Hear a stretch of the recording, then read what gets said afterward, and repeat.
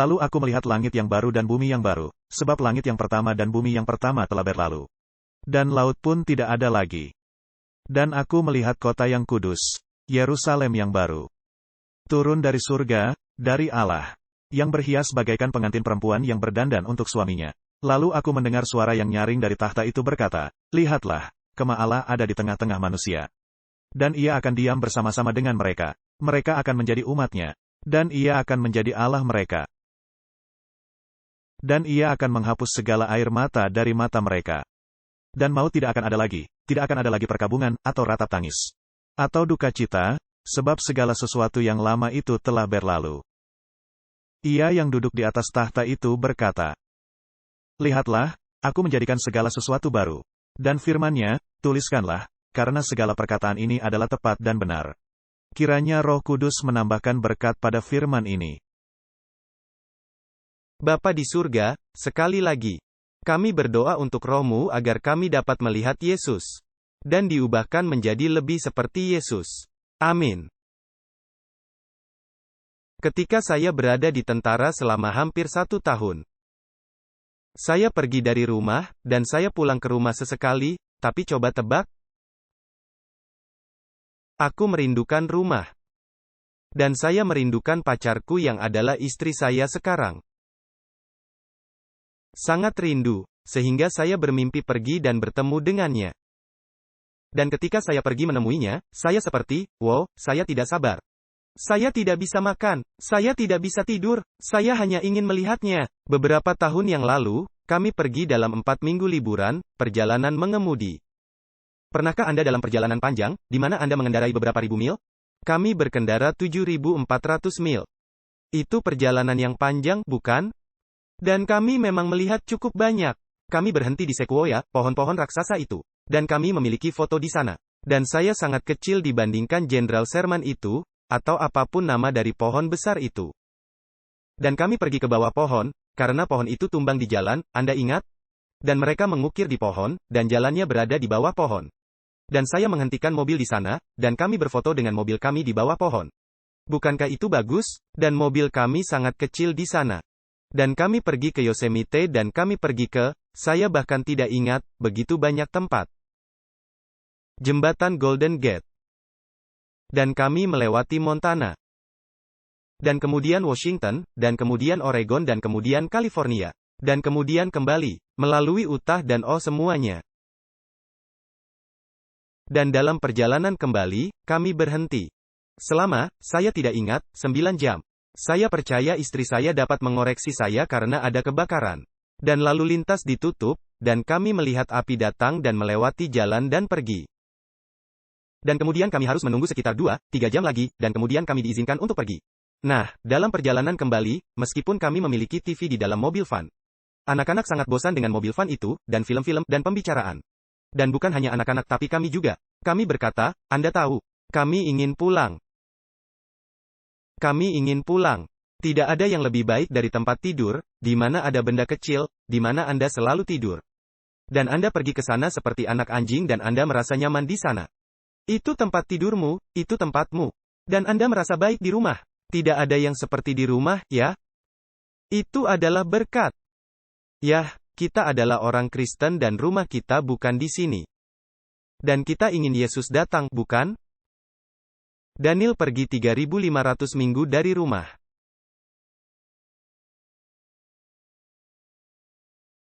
Dia diambil sebagai budak. Ketika dia masih muda. Sekitar 18 tahun. Dan sekarang dia berusia kurang lebih 80 tahun. Dia sudah tua. Dan dia hidup untuk menyaksikan pemenuhan sebagian nubuatan dari Daniel pasal 2. Mimpi, patung dengan emas dan perak. Dan dia hidup untuk melihat penggenapan sebagian dari nubuatan dari Daniel pasal 7. Singa itu Babel, beruang itu Media Persia. Anda ingat? Di pasal 8, Daniel mendapat penglihatan. Dan dalam penglihatan, dalam mimpi itu, malaikat Gabriel mengatakan kepadanya, sesuatu tentang 70 minggu, dan 2.300 hari dan 1 minggu. Dan kemudian malaikat itu mengatakan sesuatu yang aneh seperti, dan kemudian Mesias. Yang diurapi, jika Anda menerjemahkan kata untuk Mesias, secara harfiah berarti yang diurapi. Itulah Mesias artinya yang diurapi. Baik. Yang diurapi atau Mesias akan disingkirkan. Dan Anda akan segera melihat apa artinya dalam terjemahannya. Baik, tunggu saja. Dan kemudian dia berkata, akan ada waktu yang diberikan bagi umatmu, untuk bangsa Israel. Dan kemudian mereka akan dipotong. Ups, itu sebenarnya tidak dikatakan dipotong, itu kata yang berbeda di sana. Dikatakan terpisah, ditolak. Dan kemudian ada waktunya, dan kemudian pembersihan akan terjadi. Pembersihan. Dan pembersihan dalam pikiran Daniel berarti penghakiman. Yom Kippur. Pergi ke khotbah Sabat lalu dan Anda akan melihat apa artinya itu. Hari penebusan, ketika dosa diampuni dan orang-orang menjadi benar kembali. Dan kemudian, Daniel belajar dari kitab Yeremia. Dan sekarang akhirnya kita mulai Daniel pasal 9 ayat 2. Daniel pasal 9, ayat 2. Pada tahun pertama kerajaannya itu aku, siapa yang memerintah? Darius, saya baru saja memberitahu Anda Babel tidak ada lagi. Sekarang media Persia. Di tahun pertama Darius, saya, Daniel memperhatikan dalam kumpulan kitab jumlah tahun yang menurut firman Tuhan. Kepada Nabi Yeremia akan berlaku atas timbunan puing Yerusalem, yakni 70 tahun. Dan dia menghitungnya, dan dia berkata, oke, 70 tahun Anda menambahkannya. Hei, sekaranglah waktunya kita harus dilepaskan. Kita harus kembali ke rumah. Jadi Daniel, kita pergi ke ayat 3-5. Lalu aku mengarahkan mukaku kepada Tuhan Allah untuk berdoa dan bermohon. Sambil berpuasa dan sebagainya. Dengan pengakuan, dan saya berkata, Tuhan, Allah yang maha besar dan dahsyat. Yang memegang perjanjian dan kasih setia dan sebagainya. Kami telah berbuat dosa terhadap Engkau. Mari kita berhenti di situ. Tidak ada ayat di dalam Alkitab di mana ada satu dosa atau kesalahan yang dicatat dalam kehidupan Daniel. Itu ada di antara mereka yang sangat sedikit.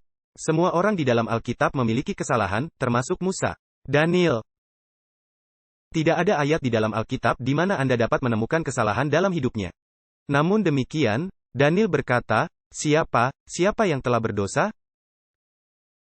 Saya sudah berdosa. Nah, apa yang sudah kamu lakukan? Dia berkata, kami telah berdosa, orang tua kami telah berdosa bahwa kami tidak pantas menjadi anak-anakmu. Jadi saya ingin menyebutkan bahwa dia mengaku bahwa dia adalah bagian dari rakyat. Saya tidak lebih baik dari yang lain. Bahwa dia telah melakukan dosa bersama dengan rakyat Israel. Ngomong-ngomong, saudara-saudara, dan ini bukan pelajaran saya. Ketika orang lain berdosa di sekitar kita, itu salah kita juga. Apakah Anda mendengar apa yang saya katakan? Sangat mudah untuk menyalahkan dia atau dia. Saya tidak tahu apakah kita berhak untuk menyalahkan. Karena kecuali jika Anda mati untuk seseorang, Anda tidak berhak menghakimi seseorang. Anda memahami saya, kecuali Anda mati, seseorang mati bagi mereka. Anda tidak punya hak untuk menghakimi mereka.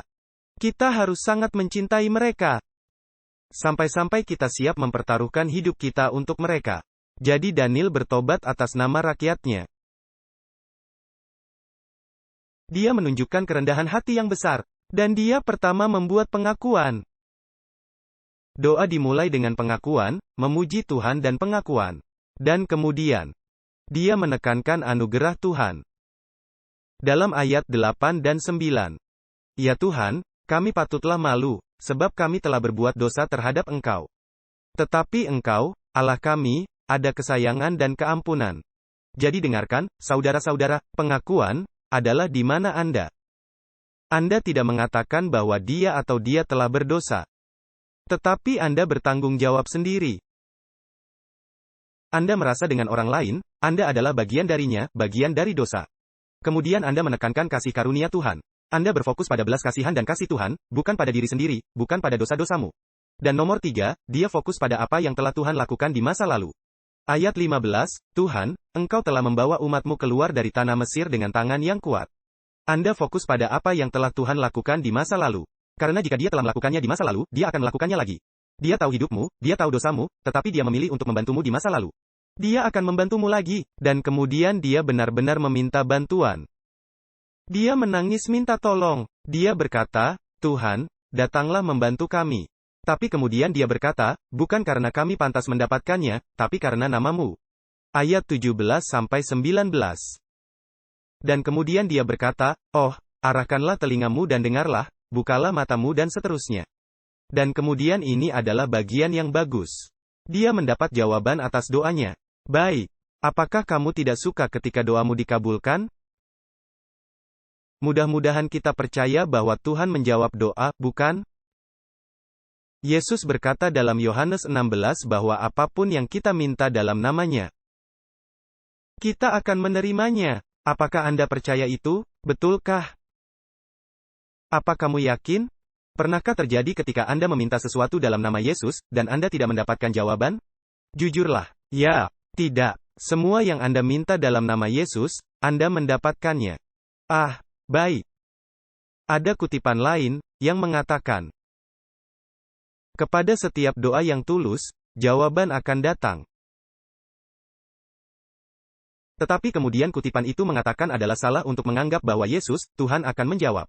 Seperti yang kita inginkan, pada waktu yang kita inginkan. Tapi jika kita tahu akhir dari awal, kita akan memilih jalan yang sama. Anda memahami saya? Baik, mari kita lanjutkan. Jadi apa yang terjadi? Gabriel datang ketika Daniel masih berdoa. Dia bahkan belum menyelesaikan doanya. Malaikat datang dan memberikan jawabannya. Sekarang dengarkan baik-baik, saya ingin berhenti di sini sebentar. Siapa yang muncul dengan jawabannya? Malaikat Gabriel. Teman-teman, ada malaikat dalam Alkitab di banyak tempat. Tetapi setiap kali Anda melihat Gabriel, itu adalah sesuatu yang dramatis, kejadian besar akan terjadi. Gabriel datang hanya dalam peristiwa-peristiwa besar. Kita berbicara tentang di mana dia datang ke Zaharia dan berkata, kamu akan punya bayi dan dia akan mempersiapkan jalan untuk Tuhan, Yohanes Pembaptis. Ketika dia datang ke perawan Maria dan berkata, Yesus akan lahir. Kita berbicara hanya tentang peristiwa besar. Jadi ketika Gabriel muncul, Daniel tahu, ini peristiwa besar. Anda lebih baik memperhatikan karena apa yang berikutnya adalah besar. Baik, kita berbicara tentang topik penting sekarang. Gabriel muncul dalam Daniel 8, berbicara tentang penghakiman, tentang tempat kudus. Jadi sekarang Gabriel datang, dan dia berbicara kepada Daniel. Dan Daniel berkata, sementara saya mendengar suara yang mengatakan berapa lama itu akan terjadi. Berapa lama? Nah, sebelum kita melanjutkan dan menjelaskannya, menurut Anda berapa lama Daniel berdoa? Baik, saya punya dua jawaban untuk Anda. Nomor 1, penglihatan yang dia terima di pasal 8. Dan penglihatan dari pasal 9 terjadi 2 tahun kemudian. Dan di pasal 8, jika Anda ingat bahwa Alkitab asli tidak memiliki pasal, dan ayat, dan koma, dan titik. Itu ada jauh sesudahnya. Alkitab itu hanya. Jadi ketika mereka meletakkan pasal-pasalnya, mereka berasumsi mungkin di sini seharusnya ada pasal 8, mungkin di sini seharusnya ada pasal 9. Tapi dalam Alkitab aslinya, itu hanya satu cerita. Anda bisa berasumsi nomor 1, karena di pasal 8, dia mendapat penglihatan dan dia berkata kode. Saya tidak mengerti penglihatan itu, dan saya khawatir dan saya cemas dan saya sakit. Anda ingat, kata-kata ini, saya akan segera menampilkannya di layar, tunggu sebentar. Dia berkata, saya sakit dan saya mulai berdoa. Dan begitulah cara dia mengakhiri pasal 8. Dan kemudian di pasal 9, apa yang dia katakan? Saya berdoa. Mungkin dia berdoa selama 2 tahun. Pernahkah Anda berdoa selama 2 tahun untuk mendapatkan jawaban? Itu sesuatu. Tapi kemudian ada pilihan kedua. Dia berdoa selama 2 tahun setiap hari. Tetapi saat ini, dia berdoa hari ini. Dan tampaknya dari terjemahan asli bahasa Ibrani, dia mulai berdoa pada pukul 9 pagi. Ketika korban pagi terjadi di Bait Suci. Dan dari terjemahannya, dia berdoa sampai pukul 3 sore. Saat korban petang atau sore hari, ada 2 korban setiap hari di Bait Suci. Baik. Nampaknya dari terjemahannya, hari itu dia langsung berdoa dari jam 9 sampai jam 3, 6 jam. Pernahkah kamu berdoa, bukan 2 tahun, tapi paling tidak 6 jam? Baik, 2 jam, 1 jam. Jangan jawab. Baik. Jadi malaikat itu berkata. Sekarang kita ke ayat 20, 21. Sementara saya berbicara, masih berdoa, mengakui dosa saya, menyampaikan permohonan saya. Dengar, ketika saya masih berbicara dalam doa. Malaikat Gabriel, yang saya lihat dalam penglihatan, penglihatan apa? Halo. Penglihatan apa? Karena kita baru memulai pasal 9 dan tidak ada penglihatan dalam pasal 9.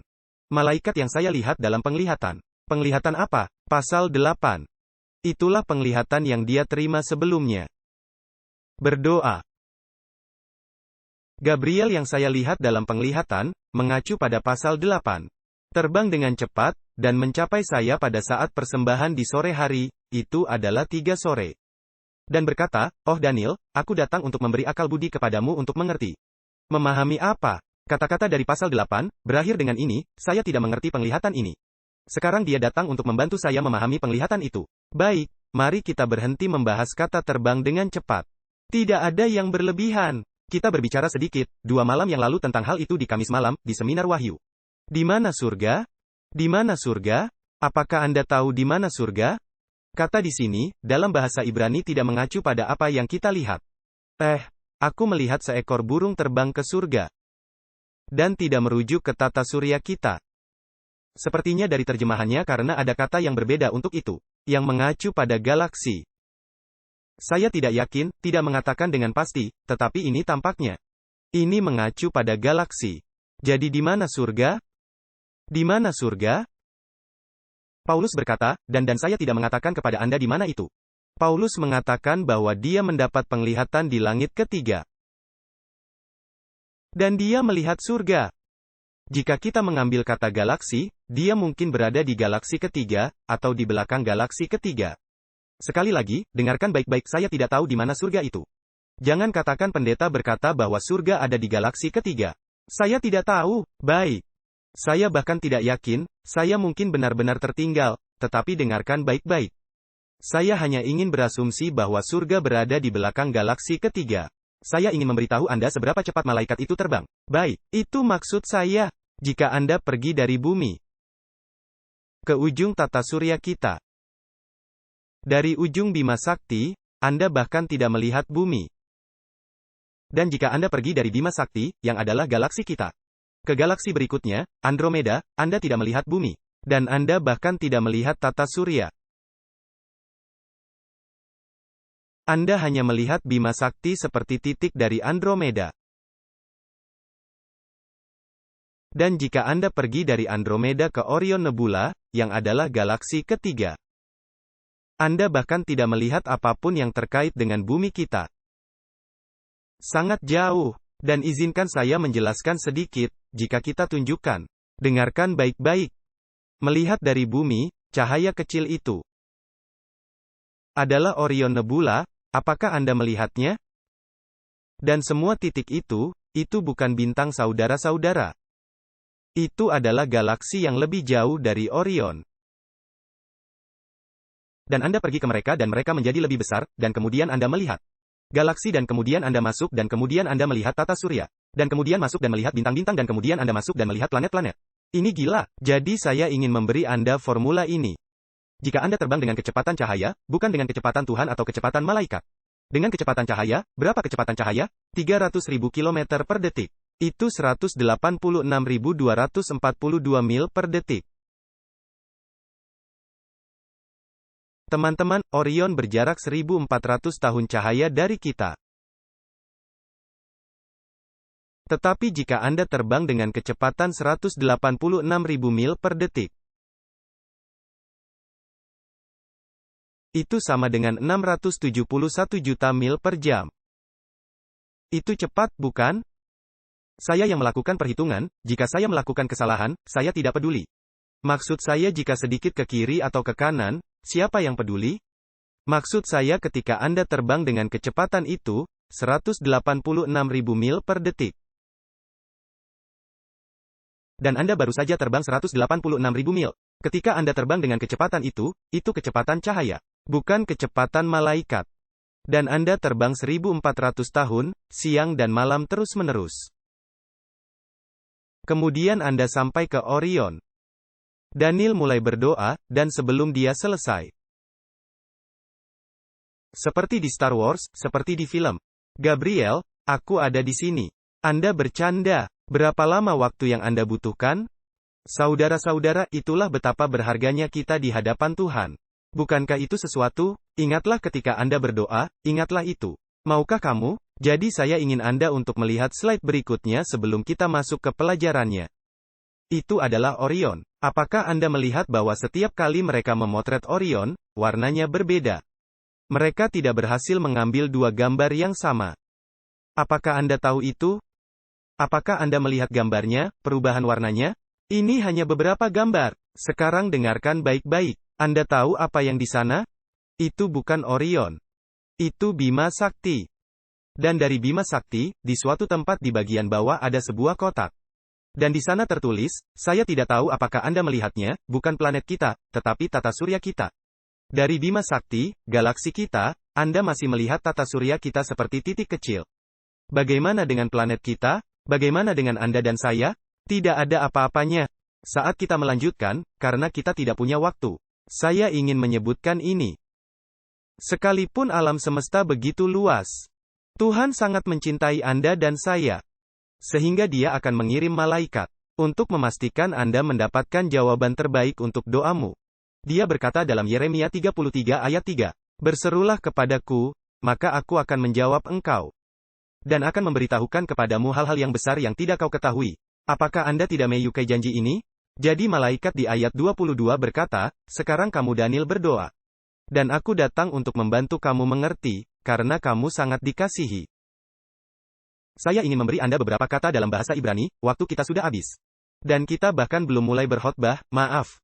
Tapi jangan khawatir, kita akan lanjutkan lain kali. Tidak apa-apa, saya di akhir pelajaran ini. Mungkin adalah yang terbaik di dalam kitab Daniel. Karena menjelaskan pasal 7, yang adalah inti, jantung, bagian atas dari struktur kiastik. Inti dari kitab Daniel. Jadi pada dasarnya pasal ini, di pasal 7 dia menerima penglihatan yang paling penting. Di pasal 8, dia melanjutkan menerima penglihatan lain. Pada dasarnya beberapa tahun kemudian, ketika dia berusia 64 tahun. Sekarang dia sekitar 82 tahun, dia menerima penglihatan lain. Dan dalam penglihatan itu berbicara tentang tempat kudus, pembersihan, dan akhir dari dunia. Kedatangan Yesus yang kedua, Mesias, Israel, segala sesuatu yang besar. Dan di pasal 9, dia menerima penjelasannya. Jadi jika Anda tidak tahu pasal 9, Anda tidak tahu apapun yang kita bicarakan sebelumnya. Jadi Anda harus mendengarkan pasal 9. Baik, jadi saya ingin memberi Anda beberapa kata yang akan sedikit membantu apa yang kita lakukan mulai sekarang. Mari kita membahas kata-katanya, binah. Aku datang untuk memberi Anda binah, yang berarti pengertian, makna. Dari apa yang Anda lihat sejauh ini, karena ini tidak masuk akal bagi Anda. Dan kemudian, tekilah.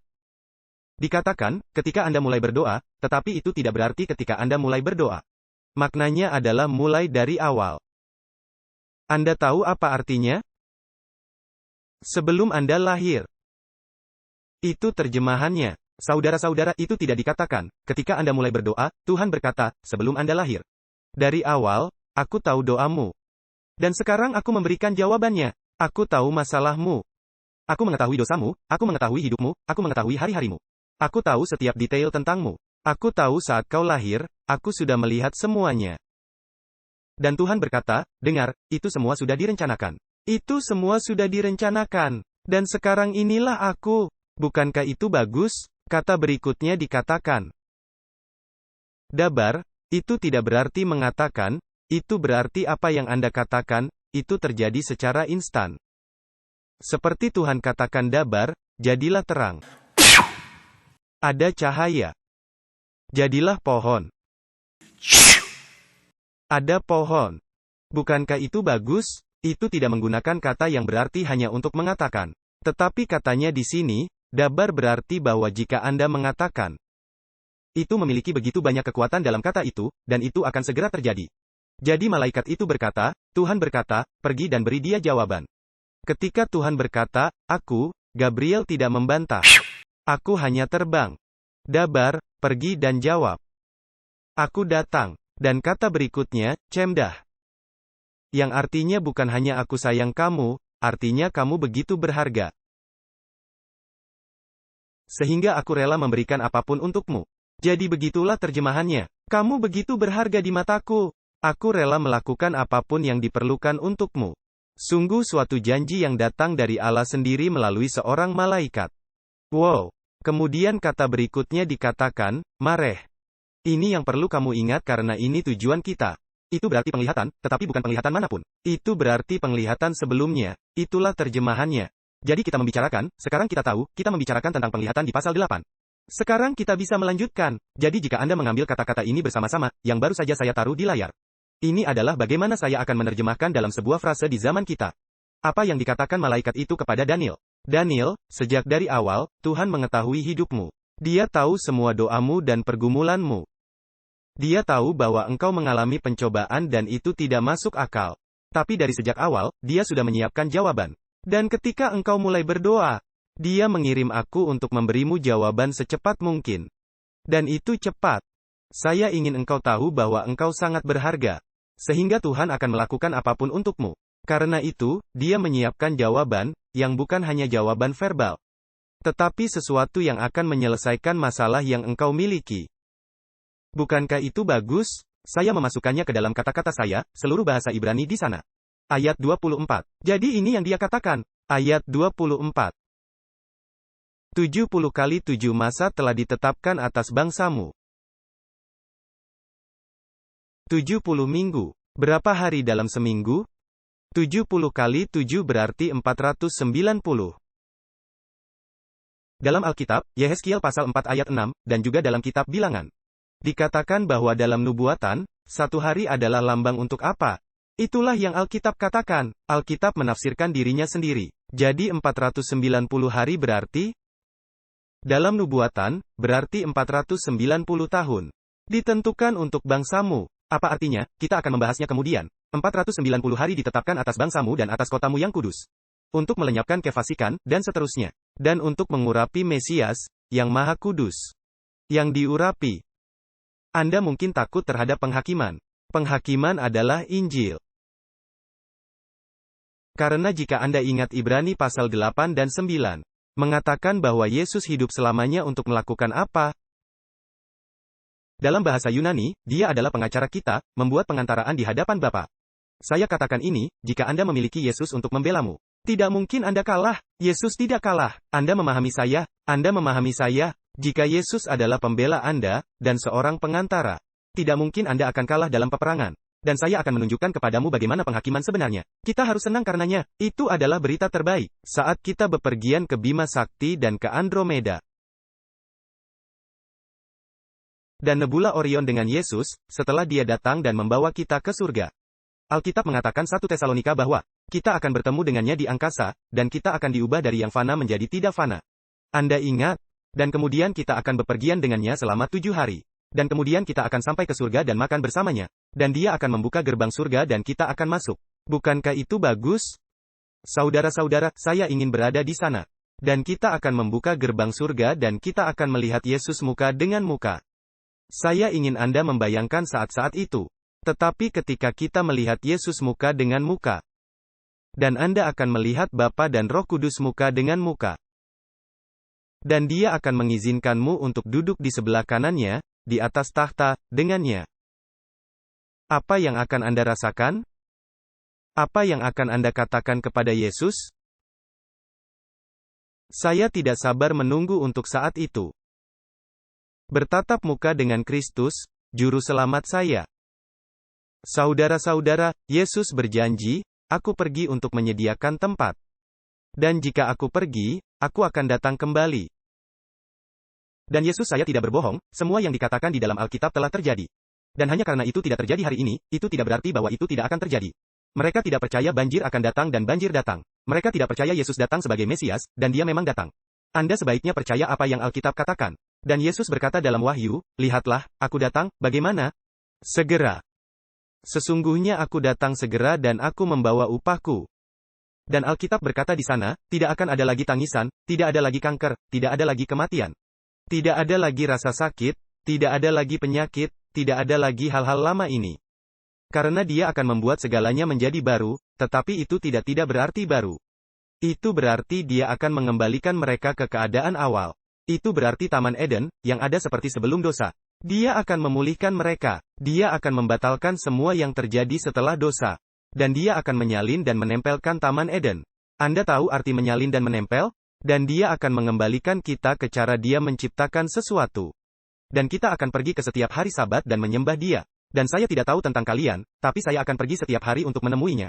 Saya akan mengikutinya seperti Gucci, anak anjing saya yang mengikuti saya. Saya akan menjadi bayangannya di mana-mana. Muka dengan Kristus, Juru Selamat saya. Bapa di surga, sungguh suatu hak istimewa bahwa kami akan melihatmu muka dengan muka. Sampai saat itu, Bapa, tolong bantu kami untuk berjalan denganmu. Dan melihatmu setiap hari dengan iman. Dan bantulah kami. Segera datanglah Tuhan Yesus. Datanglah segera dan bantu kami untuk menghabiskan kekekalan bersamamu. Kami berdoa dalam nama Yesus yang berharga dan penuh kuasa. Amin.